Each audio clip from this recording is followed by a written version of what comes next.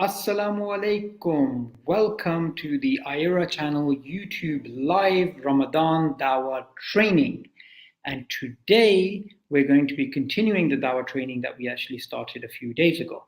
So previously, as you guys remember, we covered a few important topics. So we covered the idea that you have to be motivated intrinsically for the Dawah. You have to have this innate motivation. And how do you develop this? Well, you develop this by reflecting on why Dawah is important, by thinking about important questions related to your own life, your own existence, and fundamentally, the fact that we all need ajr, the fact that we all need reward from Allah because our lives are very short, and a perfect way of living your life in a way that you live your life and you have a pyramid of reward is actually dawah. Because if you give dawah and somebody becomes Muslim, every single good deed that the other person does in their life goes back to you. So whether that person says Assalamu alaikum, Subhanallah, Alhamdulillah, gives charity, praise, everything goes back to you. Okay, Imran just joined us. So Assalamu alaikum, Imran. Walaikum salam. How's it going, Sabu?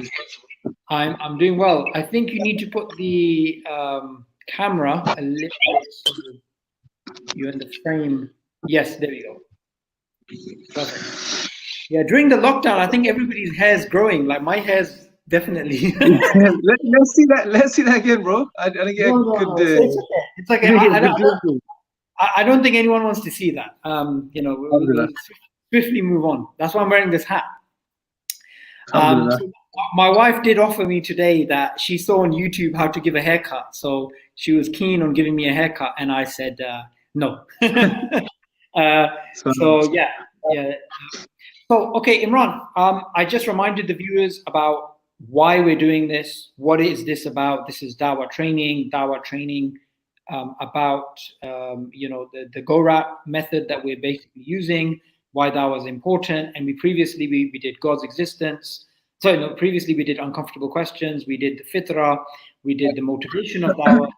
Today we're going to cover God's existence. We're not exactly going to cover it in the way that we covered the previous sessions, which were more of an interview style between myself and Imran, myself and Sheikh Fahad. This time we're actually going to focus in large part on the comments that are actually coming in when it comes to God's existence. So just to give a brief recap before we start going into the comments, and if you're in the comment section right now, assalamu alaikum to everyone, and mashallah, there's quite a few people already.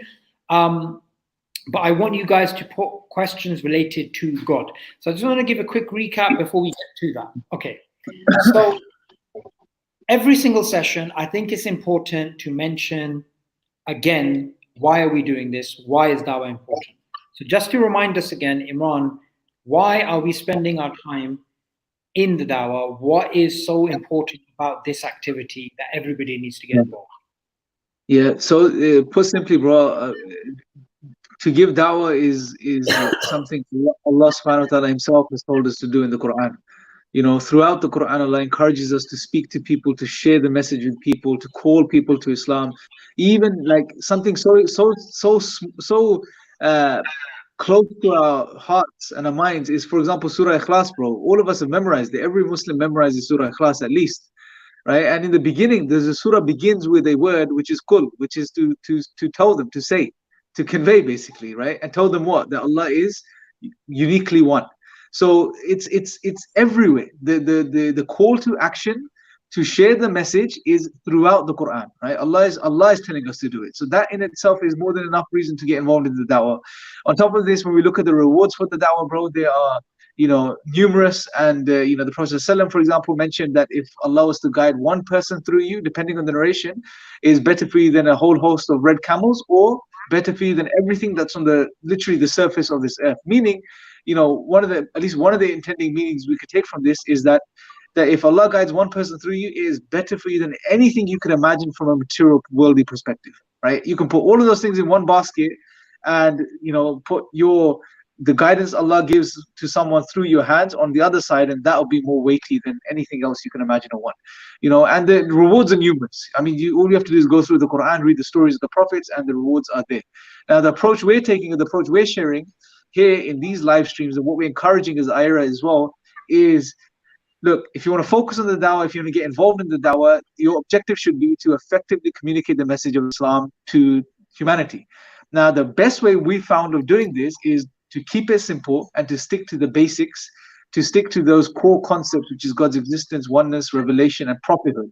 And if when you cover these things with non-Muslims, at the very least, what you've done is you've had an effective discussion with someone and you've given them what they need, as opposed to what they may want or what they may think they need, right? You've given them what they actually need.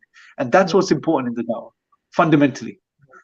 Absolutely. And I love the fact that you're relating a surah that we, of course, in Ramadan, we would be reciting this regularly, that even a surah which we genuinely think that, okay, we've understood this, we've understood all the verses, but the very first word, Allah is saying, say, say God is one. So the commandment of dawah, you can find it explicitly and implicitly throughout the Quran. Now, the first point I'm going to ask you is, why is it rational to believe in God? This is a question by Joe Bass. And I think it's important when you answer this question, we go over a little bit of what we covered yesterday with Sheikh Fahad in terms of means to an end and fitrah and whatnot. Okay. So do you want to start with that? Inshallah? You're starting with that.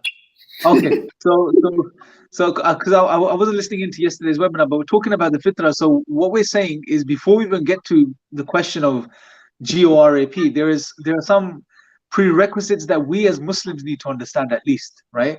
Which is that when it comes to the belief in Allah, absolutely it's rational, and we're going to show how it's rational, right? And what we're going to highlight is that to deny God as well is the most irrational position to hold. It's the most rational, intuitive, natural position to hold, which is that God exists and God makes sense of everything, right?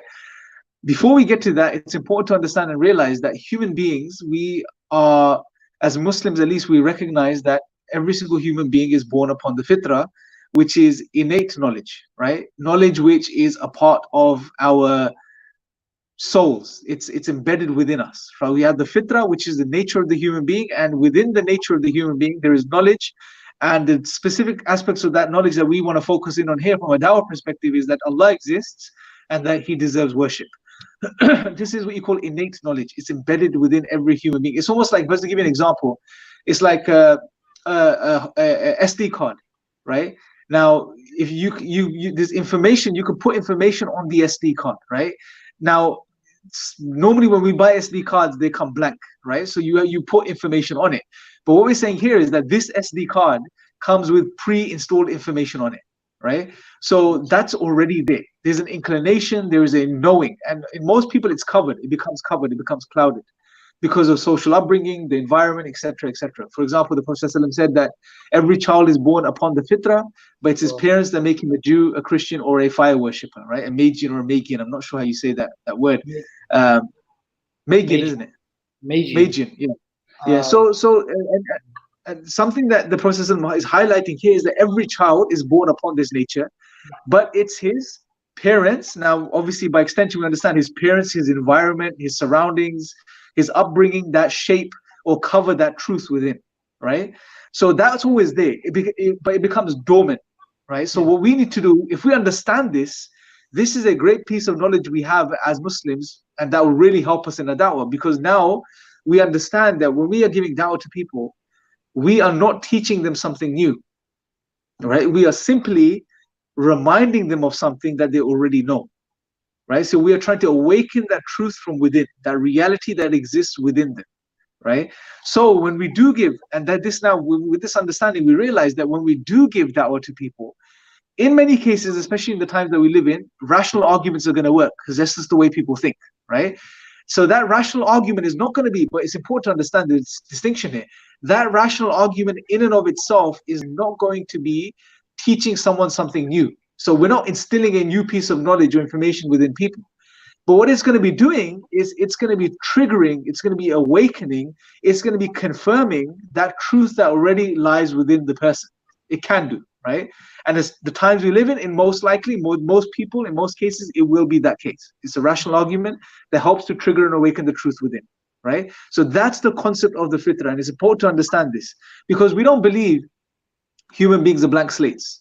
This is not the belief that we hold. We don't believe human beings are born into this life without any knowledge or any internal innate belief systems, right? We believe that the truth of Allah is already there, it's innate, but it becomes covered and clouded, and we have to try to awaken that within people by the leave of Allah. That's essentially the fundamental understanding that we need to have.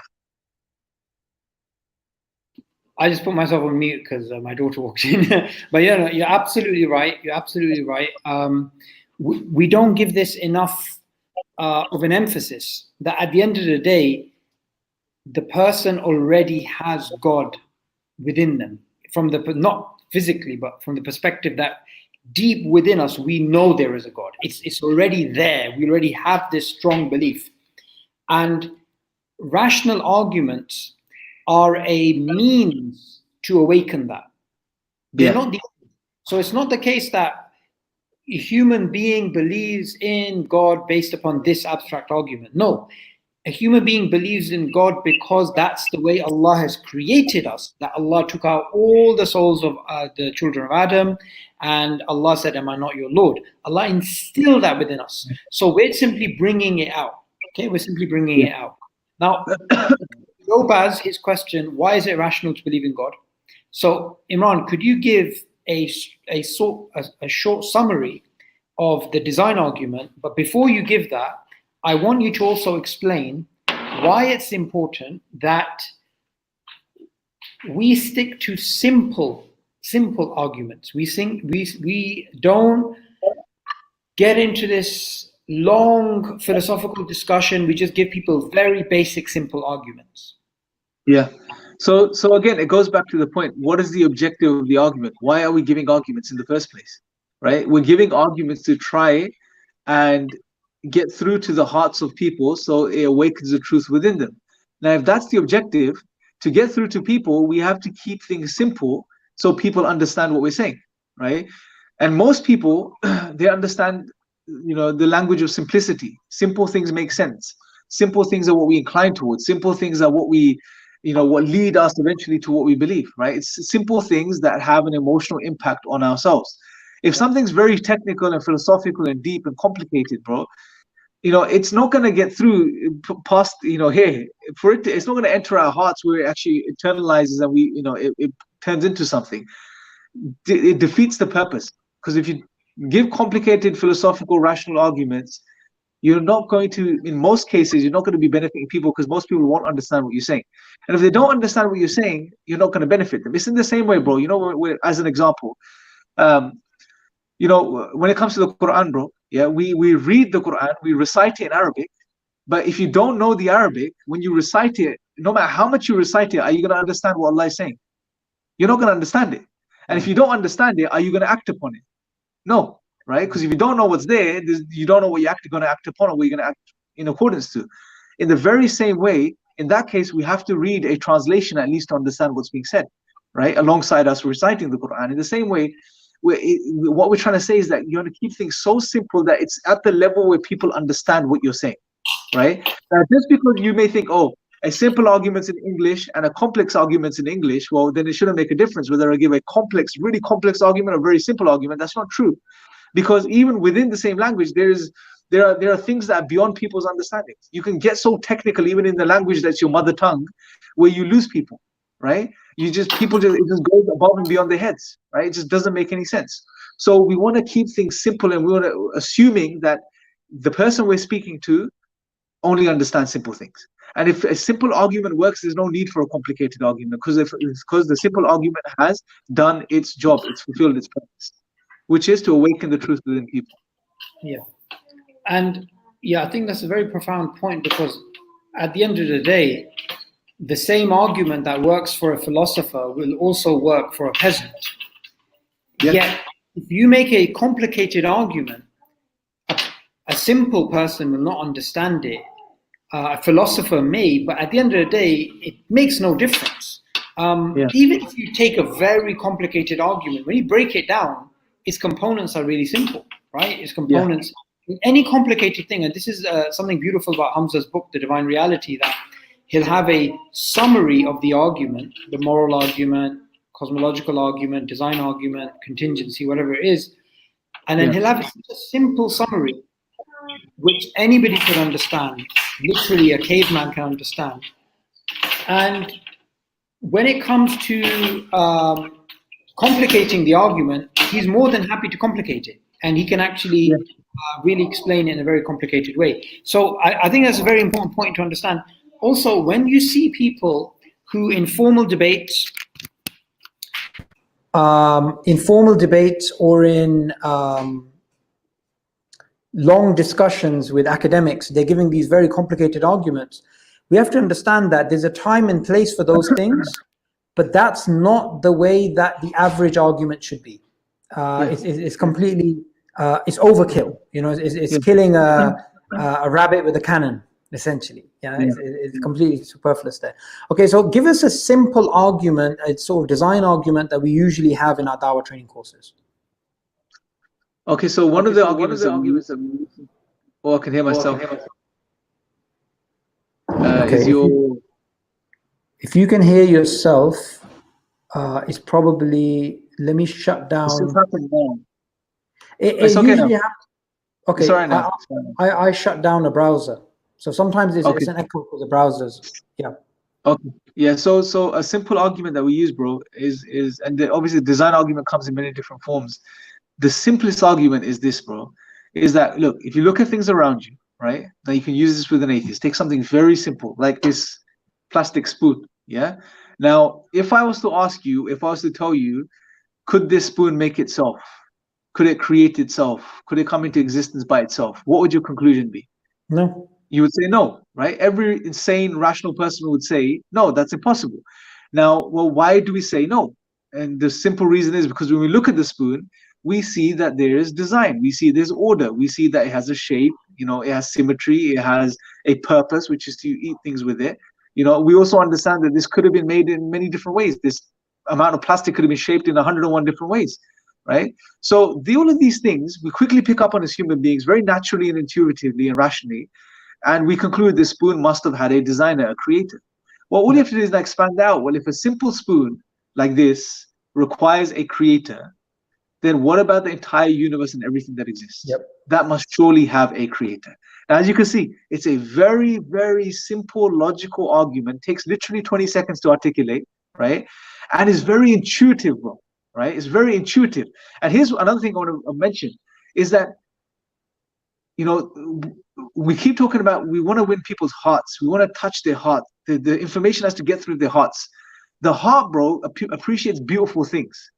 And normally beauty is found in simple things, bro, right? If you think about it, beauty is normally recognized and appreciated in simple things. Simple, basic things are beautiful. Like the sunset, bro, is beautiful and it's very simple, right? If you think about it, what is the sun setting? But it's beautiful. The moon is beautiful.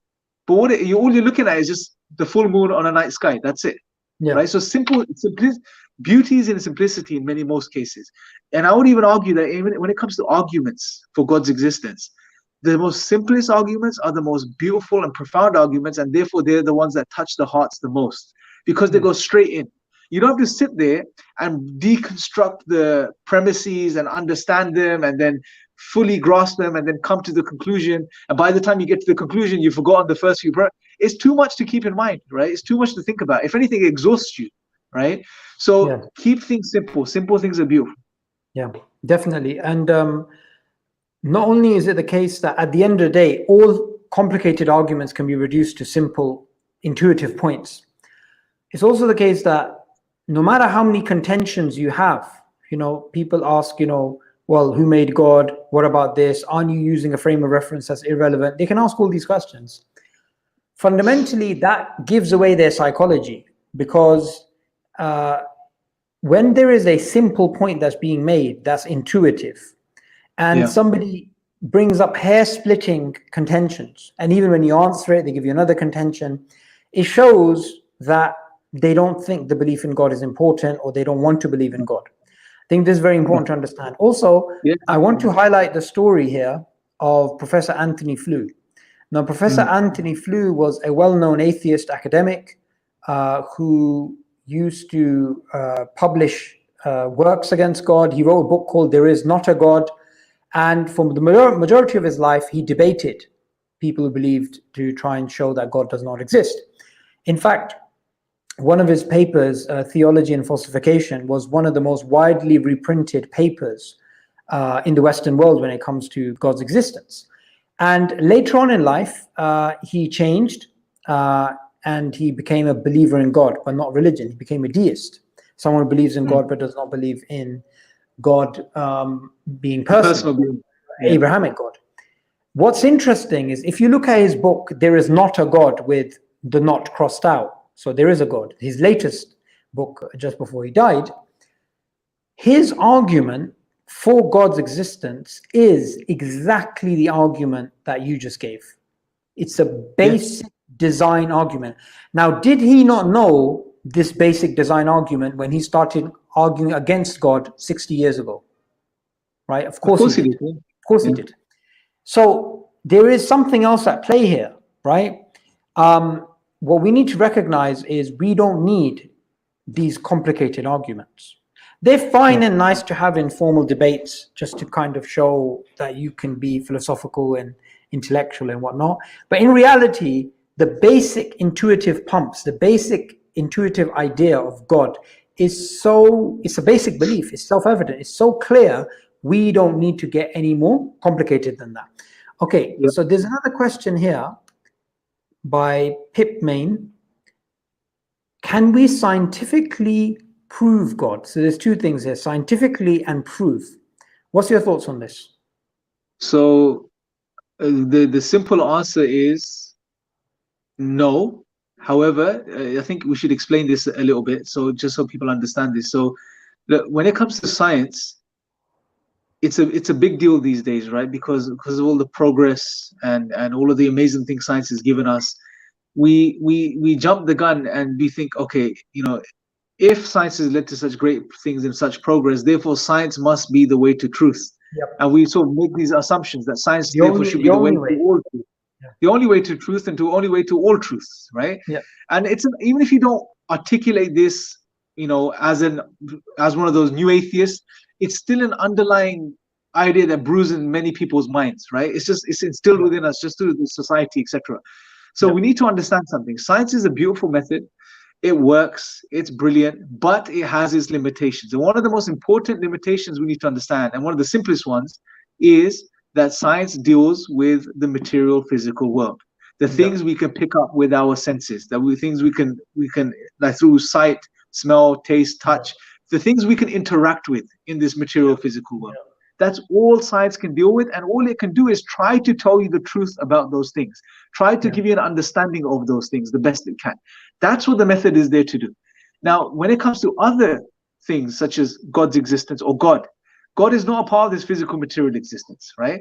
Science can't tell you anything about God. Directly, science can't prove or disprove God's existence, right? Directly, science can't prove or disprove God's existence.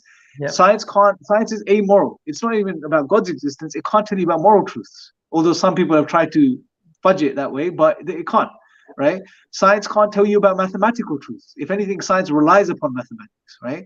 So science has assumptions which can't be scientifically proven, right? So when we understand these things, science is not the yardstick. That's the key point to understanding. It's not the yardstick. It's not the be-all and end-all of knowledge. That if you want to know anything, if you want to believe in anything, get to the truth of anything, science is the only way to truth. This idea is false. Science is a method which deals with an aspect of reality, right? And it does it well. And we should appreciate that and respect that. The Muslims of the past understood this and they use science.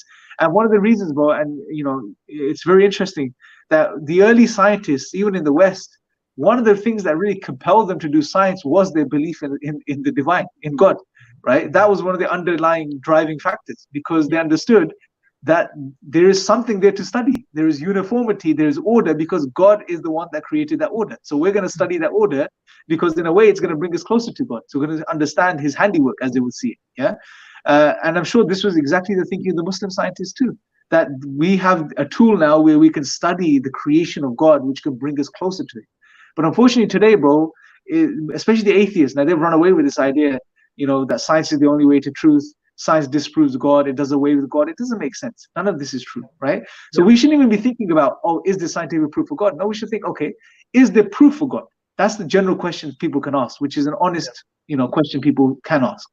Yeah, and I think that's a very good way of putting it. An analogy that I usually give is if you imagine a cloth, right, and then you have a small piece of that cloth. Is the bigger piece the main thing, or is it the small part? The big So cloth. obviously, the bigger thing, right? So a part of something is obviously less than the whole of the thing. Yeah, it's a basic point. The main way we gain knowledge as human beings is using reason. Using reason. A subdomain of reason, a particular way of reasoning, you can call that science. Yeah. Yep. So to say you need scientific evidence for God, I need scientific evidence for everything. You've basically put the cart before the horse. Yeah. You've misunderstood the way human beings reason. Reason is the main domain, science is the subdomain. Okay? So when somebody asks, what's the scientific proof of God? You can simply ask them, what's the scientific proof that you need scientific proof for God? Right? Or you can simply ask them, what's the scientific proof that science is the only root of knowledge? Yeah. And people will basically recognize that they've made a mistake here. So you're absolutely right. Yeah, you're absolutely right. We can use reason to come to God. Reason to come to God. We can use reason to gain many things. Science is not the right tool for God because God is unobservable. So it's an incoherent question. What's the scientific proof of God? Because God, by definition, is the unseen reality, right? So it's a very popular cliche, and we wanted to clarify that. What's interesting is Pipman has asked another very interesting question. Is it that only we can philosophically, or we can say using our reason, explain God, or are there other ways, right? And I think this is important to understand that, firstly, asking for guidance, right? Many people that have come to Islam and come to the belief in God after being people who did not believe in God, it was to do with prayer. They asked God, guide me. So spirituality is a way of getting to God as well. It's not just the case that you need every single time somebody to give you a rational argument. Absolutely, bro. Yeah, exactly. It's like we mentioned, the fitrah. It goes beyond the realm of rationality. It's intuitive, it's natural, it's innate. It doesn't require you to reason about it. In the same way where there are certain basic moral truths, you just know something is wrong. You don't have to reason about it. You don't have to sit there and rationalize why it's wrong to, for example, kill an innocent child, right? You just know it's wrong, right? So there are certain, in the same way, the belief in God is intuitive, is natural. Also, we have revelation, but then again, you have to use reason for that. So reason is a predominant, overarching key for majority of the roots of knowledge, because, like you said, science it requires reason, etc., etc. But reason could be very simple. You don't have to philosophically reason, right, or follow it. It could just be a very intuitive way of reasoning, meaning you just sit there and just ponder upon the things around you. I just think, like we said, okay, if simple things have a creator, the universe must have a creator. You can call it philosophical reasoning if you want, but you don't have to. It's just it's simple reasoning. Anyone could do this type of reasoning. Someone that's never come across a philosophy book in their life, or never understood the term what philosophy means, or even that it exists, can sit there and use simple, basic reasoning, and understand the world and understand that there is a creator. Yeah, no, absolutely. If a human being is just to sit there and think and ponder, they will naturally, if they're sincere, they will naturally come to the idea that there is a creator who created everything. And this is something which even in the Quran we see the Prophet say, is there any doubt about Allah, the Lord of the worlds? It's so self-evident, it's so obvious.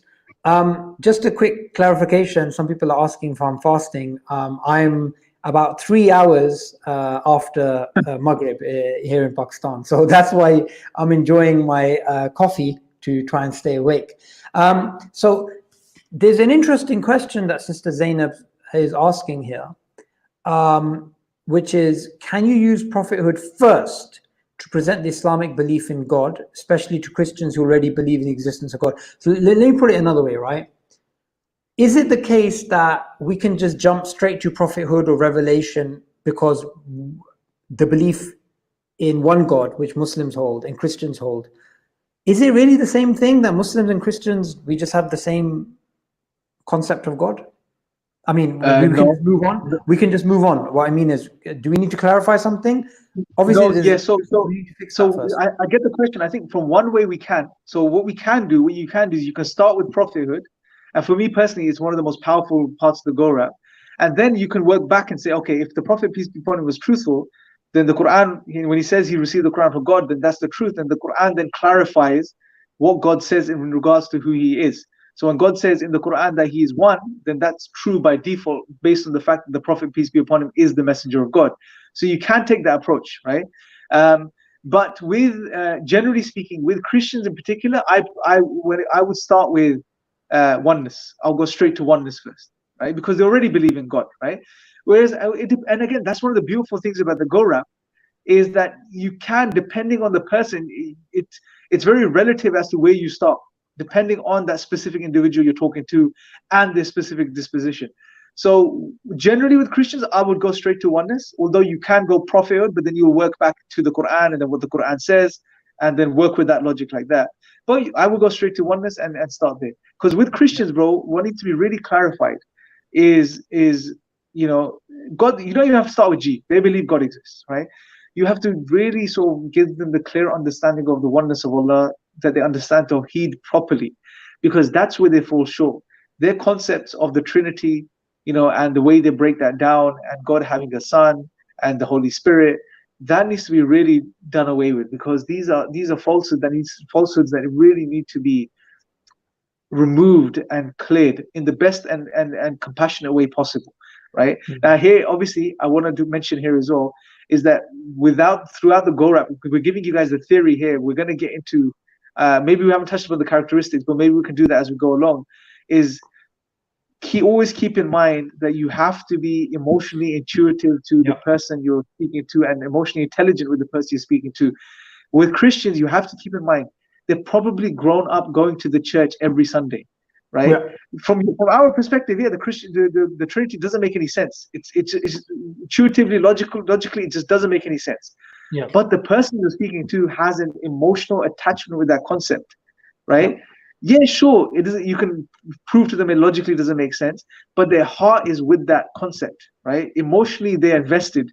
So you have to be very compassionate, very considerate, and you have to respect that fact that they are attached to this, right? So what you have to do is you have to bring their heart towards the truth. And in such a case, you may not even directly want to attack the Trinity first.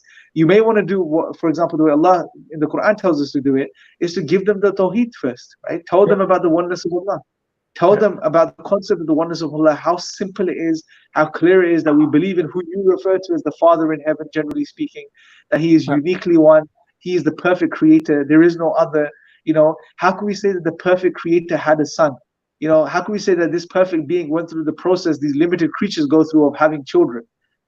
How can we say that such a being is divided into parts? What does that say about His divine oneness? How does that make sense? Pressing questions, plant the seed through asking the right questions. Instead of just going straight to the Trinity and saying, how can you believe in such a silly concept? It doesn't even make sense. It's illogical. How have you wasted 30 years of your life believing in this? When you take that, if you do that, you're going to offend people. You're going to upset people. What you may be saying is true, but because of the way you're saying it, and because of your lack of consideration of their emotional investment with what they have, you're going to do more damage than good. And you don't want to do that. And I really like that you brought in the whole idea of emotional intelligence, because we also have to not only be careful about talking about people's beliefs, because you may end up doing more damage. Sometimes, depending on the person, it's better to explain what Muslims believe rather than trying to deconstruct what they believe.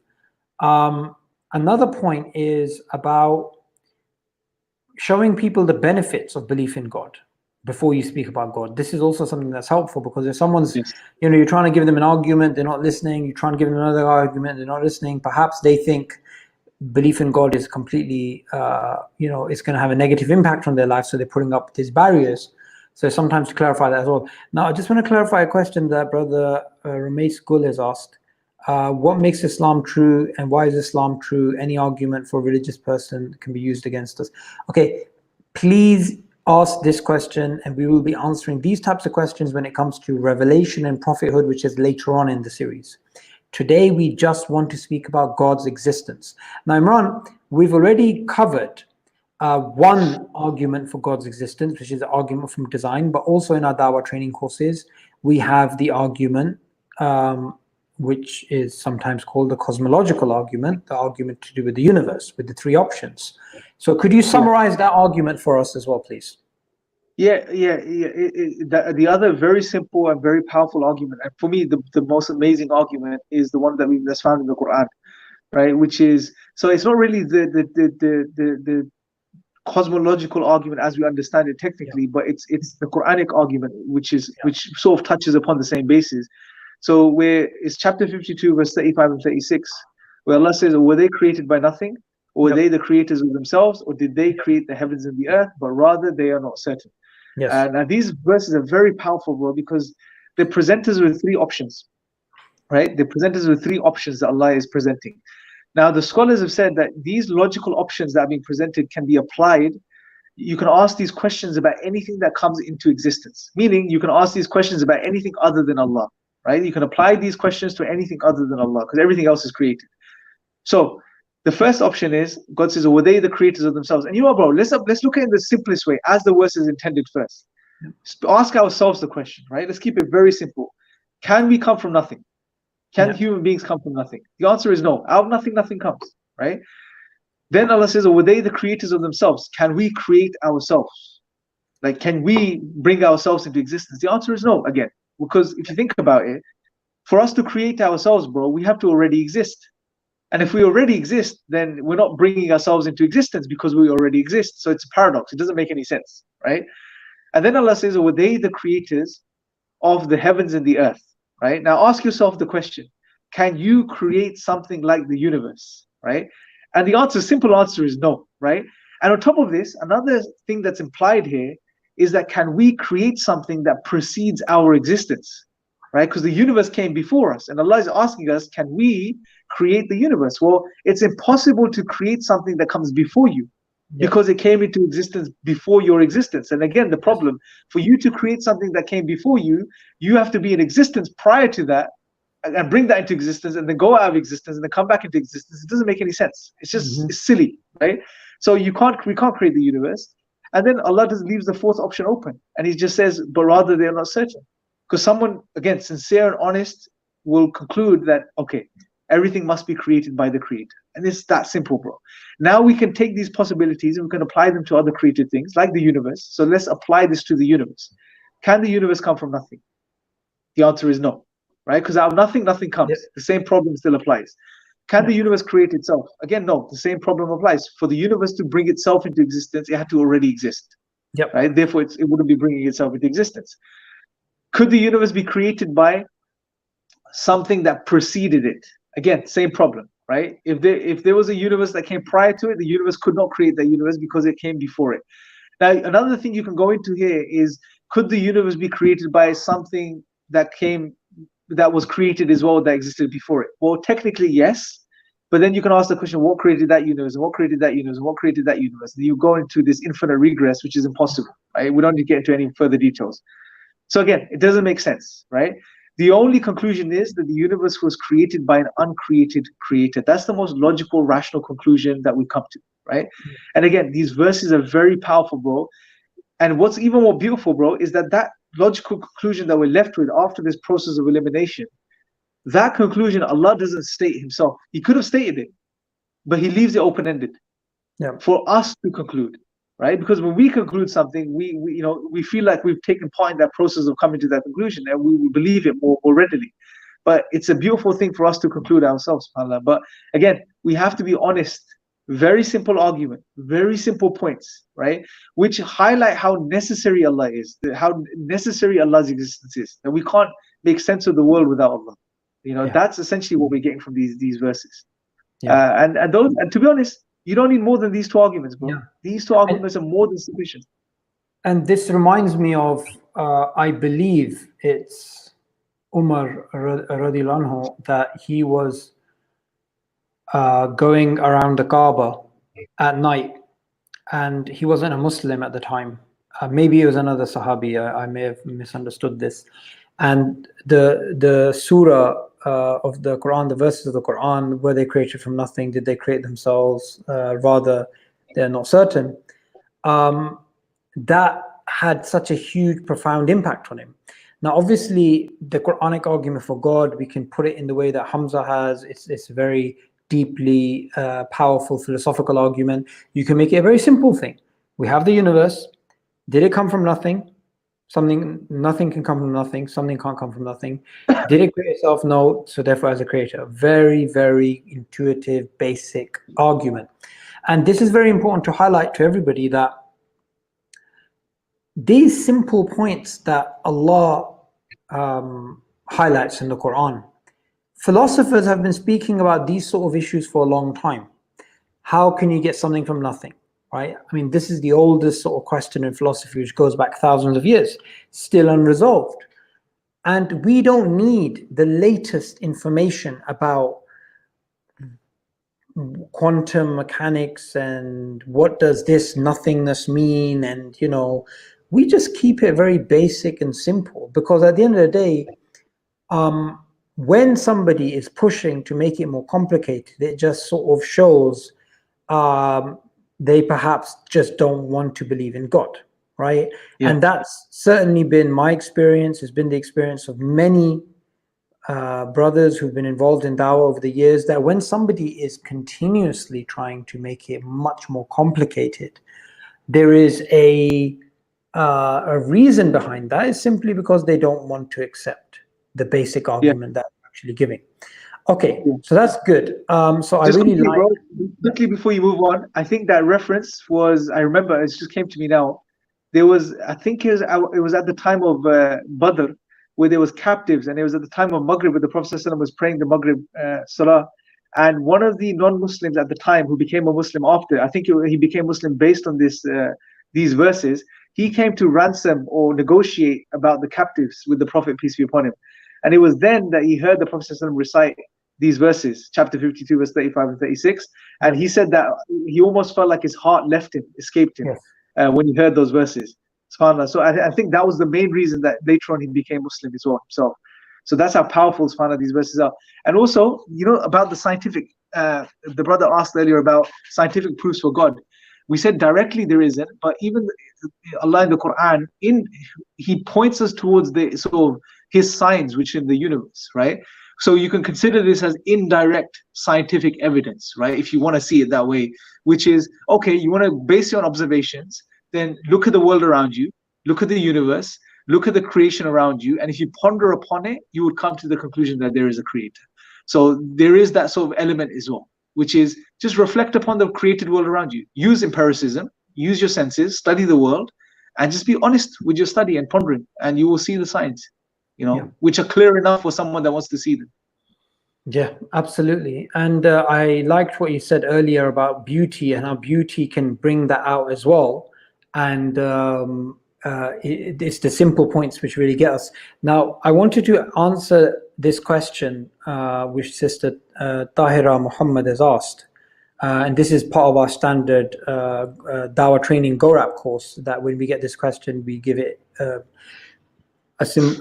simple response. So I'm challenged with who created God, and she also asks another question, but let's deal with this first. So I'll give a short answer, and I'll ask.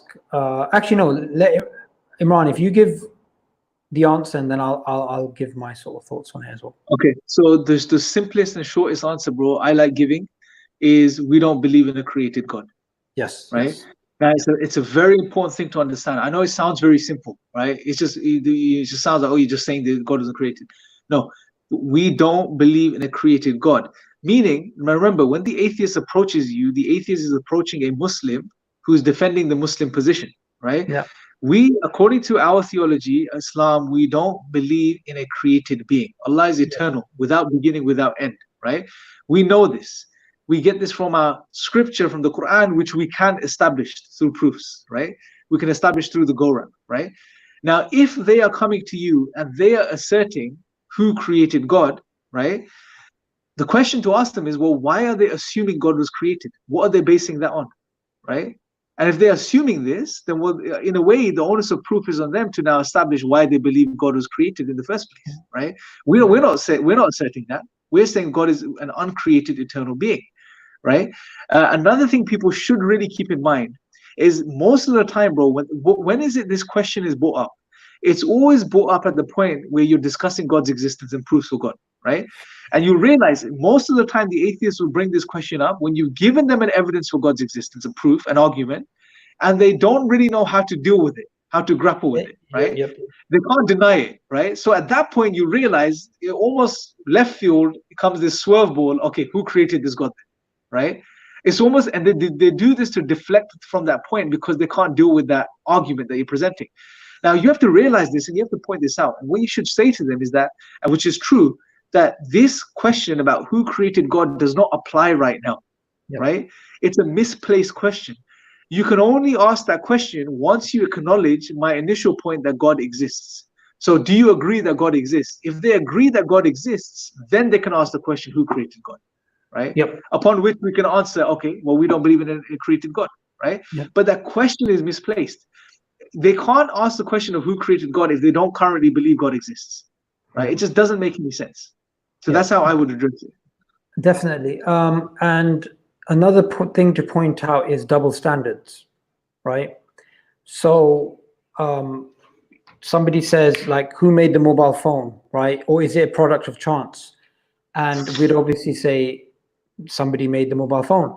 Now, what if somebody turns around and said, what do you mean someone made the mobile phone? Who made iPhone? Who made Samsung? Who made them? Haha, therefore the phone doesn't have a creator. Clearly they've missed the point. Clearly they're jumping the gun here, right? If we can recognize from design there's a designer, to simply ask the question, who designed the designer, even if we do not give an answer to that question, does not undermine the fact that there's a designer. And this isn't just a point that Muslims have come up with. I have heard atheist philosophers make the same point, that the question is irrelevant to the point that's being made, because the question is basically asking about the nature of God, right? And it's not negating the point that the theist has made, that design means there's a designer. Now, there's a second part of Sister Tahira's question, which was related to God becoming man, which we will deal with in the oneness section, inshallah, so we will not answer it here. But there's a point that Muhammad Habib has made, which I want Imran to elaborate on, because this is obviously linked to our standard Dawah training course about who made God. There's another way of answering it. And Muhammad Habib writes, because if there was an infinite past, we would not have the present, right? So it's illogical. Could you explain this standard example that we give? Yeah, no, this is good. So look, just to point out here that we're not, it's really encouraging to see that Muslims are looking into this much more deeper as well, which is not a problem, right? We're not saying it's not good to gain additional information or knowledge or focus more on specific points and more, in-depth study on certain topics. It's really good to do that as a background. But what we're saying is always keep the priority in check and in mind, which is to focus on the basics, because the simple things are the ones that work the best, right? So don't throw the baby out of the bathwater. Don't say, okay, I'm just going to do the simple stuff. I'm never going to learn anything else in the dawah or progress or go into a specific topic and study it properly. No, do that too. But when it comes to giving dawah practically, always start with the basics and stick to the basics, because they work best. So on this particular question, it's a very good point, which is, if there was an infinite regress, what we mean by infinite regress is, say you have this universe and you say this universe was made by another universe, universe 2, and then you say, well, what made universe 2? You say universe 3. You say, what made universe 3? You say universe 4. And what made universe 4? It made universe 5.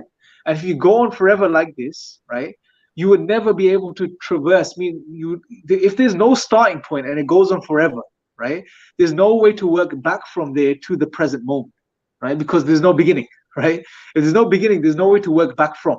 That's what we're saying essentially, right? And normally I like giving an analogy. Now imagine Sabur wanted to get on a bus to come to London from Pakistan, yeah, from Islamabad, right? And for him to get onto that bus, he needed 100 rupees, right? So he Yeah. went into his pocket and he realized he hasn't got 100 rupees, right? So he asked brother Muhammad Hadib, who's standing behind him. He says, "Bro, give me 100 rupees. I need to get on the bus." Yeah. Hadib looks into his pocket and he says, "Oh, I don't have 100 rupees. So let me ask the brother behind me." And he asked him the same question, "Bro, give me 100 rupees because I need to give Sabur 100 rupees so I can get on the bus to go home to London." And the brother does the same thing, looks into his pockets, can't find 100 rupees. So he says, "Bro, I'd love to give you 100 rupees, but I don't have it. So let me ask the brother behind me." If this chain goes on forever of asking permission for 100 rupees, and we mean forever, would you ever get on the bus? Would the event of Sabur getting on the bus and coming home to London ever take place? The answer is no, right? For you to get on the bus and come home, bro, someone has to give that first 100 rupees somewhere in that chain, right? For that eventually to get to you so you can get on the bus and come home, right? Yeah. So that's exactly what we're saying. That if it was an infinite chain, we wouldn't be here today in this universe. There has to be that first cause that brought Yeah. everything into being. And that first cause is who we refer to as Allah subhanahu wa ta'ala, is Allah is God. Right? So that's essentially what we're saying in regards to the problem of the infinite regress. That if there's an infinite regress or infinite chain of causes, we would never be here today. Yes. And the very fact that there is an answer that we can give to show that the idea that who made God and who made that and who made that doesn't make sense, that is still kind of irrelevant from the perspective that the person asking the question still may not be satisfied, because they may have logically been given an answer. But when the conversation gets that technical, it clearly shows you that the person is not being receptive to the basic idea, which is so obvious. And that's the point where you need to start delving into, okay, so why is it this person doesn't believe in God? Is it that something traumatic happened in their life before? Is it they don't like the idea that there's a greater authority than them? I mean, I've heard a atheist say once that they don't like the idea of there being an authority above them, right? Yeah. And they just said it very openly. I mean, I've even had atheists saying that, when I asked, well, if you have the evidence of God that you want, would you basically spend the rest of your life worshiping God like what God wants and do what God tells you? Basically, the sort of answer is no, right? Yeah. So, as somebody wrote, Godophobia, right? This is a real thing. This is actually a real thing, and we need to be spiritual cardiologists, right? We need to recognize, okay, what's going on here? What's the issue? Why doesn't this person accept this basic idea? One other thing which I wanted to mention is nobody really and truly has this belief in a created God. No one really has this, right? We all recognize it's very intuitive that there is just one God. And sometimes the atheist is being a little bit, not all of them, but some of them, they are being a little bit selective with their skepticism. So when it comes to the universe, they'll say, yeah, it just exists. It's always existed. It doesn't need an explanation. You can't say who made the universe because it's always been there. When it comes to God, they're continuously asking who made God. When it comes to the universe, they're happy, just so happy and content with the idea that the universe has always been there. So conceptually, they recognize there's no problem with the idea that something's always been there. And conceptually, they recognize to ask who made the universe is irrelevant because the universe never had a beginning. But when it comes to God, they will not accept that possibility. Yet with the universe, they're more than happy to grant that because they recognize it's a logical principle. So their skepticism is very selective here. And that's something we need to point out. Yes, and the highlights is emotionally driven. There's other things that are driving that skepticism, that are driving that way of thinking and that inconsistency. So we need to be intuitive to these things, bro, because once you pick up on this, then you want to change strategy. You don't want to just keep pushing a particular argument. And I've been thinking about this, bro. So look, even under the GORAP, the G for God's existence, you can have a different strategy, bro. You don't have to just stick to a rational argument for G. You can go into discussing, for example, you know, what is it about God? When did you turn away from God? Did something happen which made you develop a disliking towards God, a misunderstanding? So you're still talking about God's existence, but you're taking a different approach, right? Yeah. So you're not just sticking to the rational side of things. You may be trying to understand what's really going on and addressing Yeah.